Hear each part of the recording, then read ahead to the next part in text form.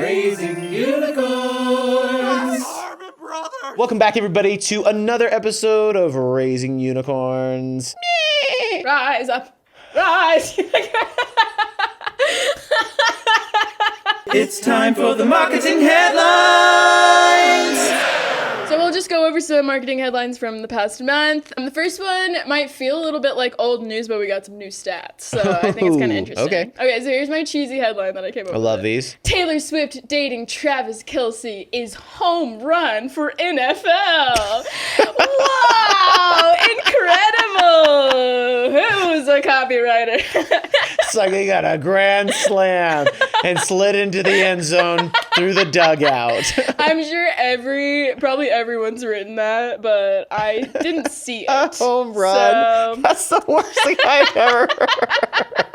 the Fanatics have reported a 400% increase in Kelce's jersey sales. Oh my God. So he's in the top 5 players in the NFL for jersey sales. That's 400% is wild, right? That's insane. That's like hyperbolic growth. That's nuts. That afternoon Sunday game where they were together was reported. The game had averaged 24.3 million viewers. So Holy cow. it was the most watched television program of the week. It's about 20% of the total viewership of the Super Bowl in one regular season game. Yeah. Not even postseason. Right.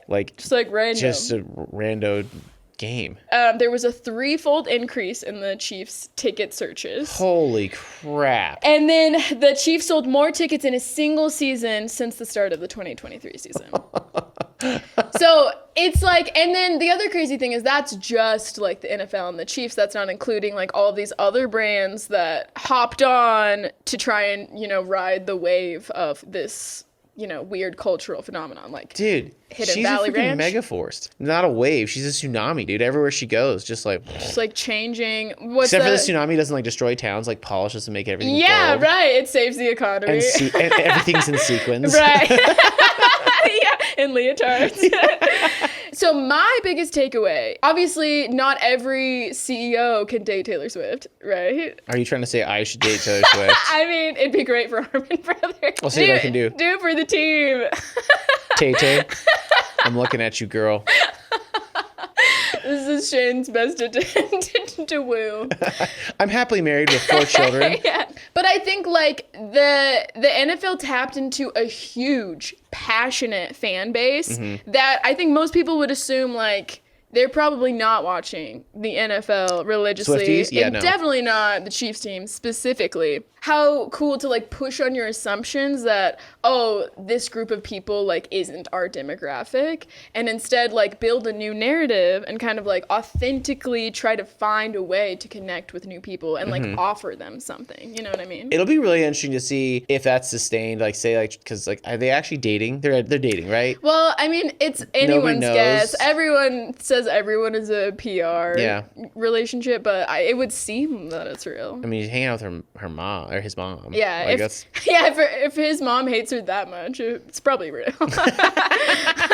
But it's it'll be really interesting to see if they stop dating or after this becomes okay, it's a flash in the pan. It's a flash in the pan, but how many of those women who actually started watching games because of this, because they're interested in the relationship, actually keep watching it. Maintain that and all of a sudden it's one of those things 10 years from now it's how'd you become a fan of the Chiefs? Well, Taylor Swift dated Travis Kelce. Yeah, you know what I mean? It converted me. Yeah, that's so interesting. And I feel either way it's still a win. Oh, because for sure. It's there's no doubt. Yeah, even if it's temporary. Yeah, it's a seasonal success, or it's you made long-term fans of this team. It's crazy though too, because it's even if this would have happened 3 years ago before the pandemic, right? Before the Eras tour, it wouldn't have been that big a deal. It'd have been it would be if anyone else was in it's Megan Thee Stallion is in the stands today. It's just Jack Nicholson at a Lakers game. It's okay, they're famous. Here's a shot of them. Well, and I also think it's because Swifties are notoriously obsessive, yeah. And so it really lends to this she's dating Travis. I'll buy everything. I will drop 10 10K right now. Like, she is my god. Yeah. You know what else is insane too about like just like this whole effect of Swiftie? It's like the modern internet economy. It is crazy how fast, when that event happened, how fast there was instantaneously merchandise for sale. True. Like tapping into this cultural moment. Yeah. Of like, I'm a fan of Taylor Swift's football team with the Chiefs like logo on it, like just stuff like that. Like it was like within, I kid you not, like 36 hours. Yeah, you blinked and there's it was merchandise. There. Yeah, and it's like, and there's memes within hours of the game like being done. Yeah, like while it's still happening, it's like still going on. Yeah, like, and it's already has like an Atlantic article. Like, written about it. It's like, the game's not even finished. Yeah, it hasn't even started. They already like know what's gonna happen, and which is like, yeah, I feel like it's good and bad because it means like you can capitalize on something really fast, but it also means like it is a flash in the pan so constantly. You know? And it falls apart so quick. And then it's like there was this article that was like Taylor Swift eating Seemingly Ranch, and then Heinz was like, oh, we're coming out with a product called Seemingly Ranch, and I'll be so curious to see like once it hits the shelves, like will people buy it anymore? Because some product like you can't rush to market, or there's this hard cost and time you have to put in to like bring it to market, right? Right. Because most of the stuff I saw was like merch. It's like people can print stickers. They have machines. Like if someone can build an Illustrator, you can have it on a sticker machine in like 25 minutes. You know what I mean? Like super fast. Or screen printing for shirts, because I saw a lot of shirts and stuff like that. But like food products, like you got to go through like FDA like approval. You got to get like into your distributors. Like it's not like an easy thing. So it's like, is it worth it? Yeah. So I think there is such a hunger in the market right now for businesses who are just like being real, or for like organic marketing that feels like honest. I guess here's my takeaway.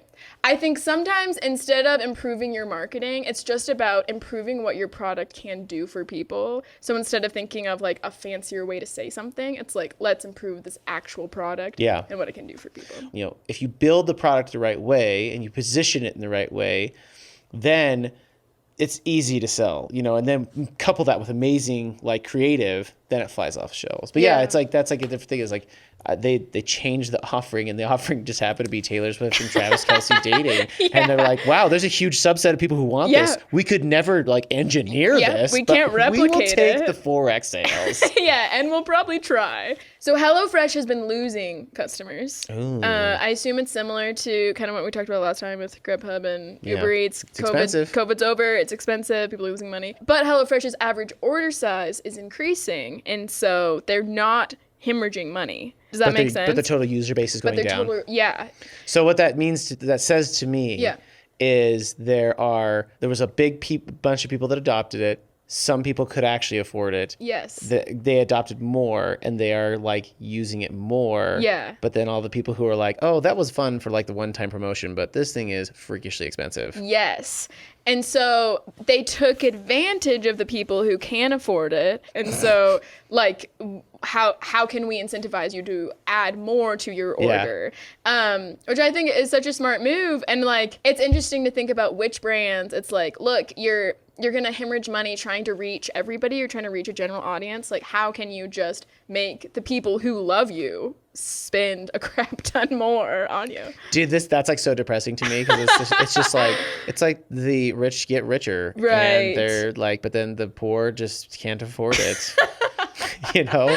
Like, in this economy, it just feels like anyway. It's like really great convenience for like people, and like, you know. But then it's like, oh, but it's still hellaciously expensive. Yeah, you know, it's like, okay, cool. But I do think this HelloFresh thing is super interesting, because I do feel like it's like the meal service world during COVID, just like it was natural, because it's like people couldn't go out to eat. People couldn't do these things, but like this was such a natural thing, and they had a lot of really great promotions where it was like 50% off, like for like the first like month of meals or whatever. You could cheat the system so easily. I know people who were like, I've only paid like $5 for a meal just from like emails and referrals. So hard to even do on fast food. Yeah, like that's crazy. And these are like real good high quality foods that are being like, because it's a loss leader that they do this at, because like a lot of times the hard cost on some of these meals is like $6. Oh yeah. You know, especially because they have to freeze them, they have to flash freeze them, and then they have to package them with like transportation, and then they ship them, and it's expensive. So the actual cost of the food is actually quite high at the end of it. So they get this as a loss leader, and they usually set it up as a subscription service to where you have to actively go in and email them, not just cancel. It's not like Netflix where you push cancel button. You have to email them a cancellation.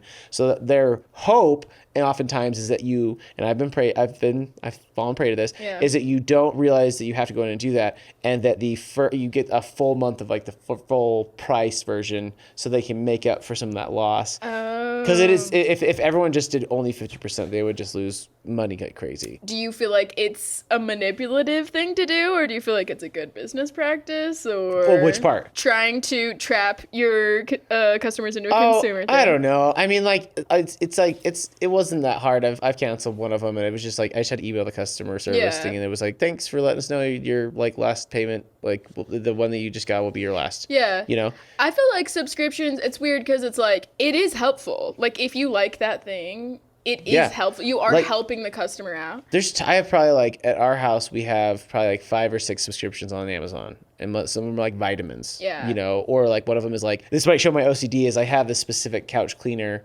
for leather that I do every 6 months, and so I literally set it up to get to my house every 6 months to like remember to take care of the couch, because it's like a nice couch, right? So I want to make sure I maintain it. Or like filters and stuff. Yeah, like air filters. Yeah, like it's very helpful. Yeah. I think sometimes when it's really premium products, it's very, very few people are going to be ordering HelloFresh every single month for like 30 meals or even 14 meals like out of the month. Like that's so much money. Yeah. I don't think most, compared to when you go buy it with groceries or even fast food, like it gets really expensive per meal, per head and per person in the household. So I don't know. It's like, I get it as a marketing thing. And I also think too, it's like, if it automatically auto ships, you're not going to be like, oh man, now I can't eat this food. You know, I have too much food. It's like people eat all the time. Because I've had some times like that where I set up a subscription and I forget to cancel it. Yes. And then I'm like, oh my gosh, this is going to take me 2 years to get through this vitamin C. Yeah. You know, I have way too much vitamin C. So much stockpile.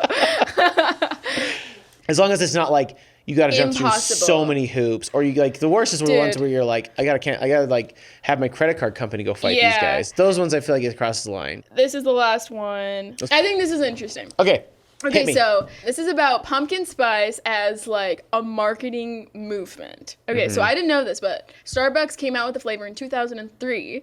I kind of felt like it was an older phenomenon than that, but to me that's like relatively young. Yeah. But like since then it's become such a hallmark of the fall, you know? Oh yeah. And then so many brands hopped onto the pumpkin spice train, you know what I mean? There's like pumpkin spice Oreos, like pumpkin spice candles, scents. I saw recently the pumpkin spice latte candles. Yeah. There's a car fixer upper, what do you call it? A mechanic shop that said like what's that place where they fixer upper like they do on the houses but for cars?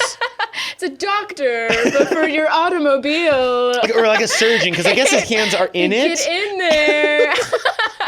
But it said like pumpkin spice oil change, or like and I saw someone online said the same thing. So it's like become this bigger than life advertising movement of like, we know this is beloved by so many people that we can evoke a feeling just by saying pumpkin spice. I think even like people are making content where they're like, it's pumpkin spice latte season. It's not, it's the fall. It's PSL season. It's PSL season. What? People are advertising for free about this thing. There are endless sketches. And it's also cool because at some point in time when it was like, you know, cool girls are like, I'm not like other girls, I don't like pumpkin spice latte. It was like a little embarrassing, I feel. But now it's had this full like recon of like, no, we all love it. We're embracing it. Let's all not pretend it's not the best thing in the whole world. Yeah, because from last July to this July, pumpkin products raked in over $800 million. What? Which is a 42% increase from the same period in 2019. Wild. So I feel like, you know, it's always been a thing, but it's interesting how culture has just reclaimed that. It's a season. It's a season. It's almost a hallmark of fall. And like, I don't know if it's, I mean, eggnog's been around forever. But that's like the closest proxy I can think of. Is like, it's so, nobody buys eggnog in freaking like March. No. You know, even though it's winter, you know, like or February. It's only sold in like November and December because it's part of the season. Right. And that's how pumpkin spice latte is. Yeah. And I can't think of anything else that's ever done that. This is another interesting aspect of it. So this article that I read said, because people are competing for the pumpkin spice space of like, oh, get my pumpkin spice thing, they're starting the season earlier and earlier and trying to, it's the whole like selling Christmas trees in October. Yeah. Like they're trying to start fall earlier. And they're saying like that specific part of the pumpkin spice culture, it will eventually like, it'll run out, because at what point does fall become the whole year and then it's not special anymore? All right. Okay. Thanks, Shay. Yeah, thanks, Shane. Thanks for watching. We'll see ya. Thank you for watching Raising Unicorns! Subscribe now.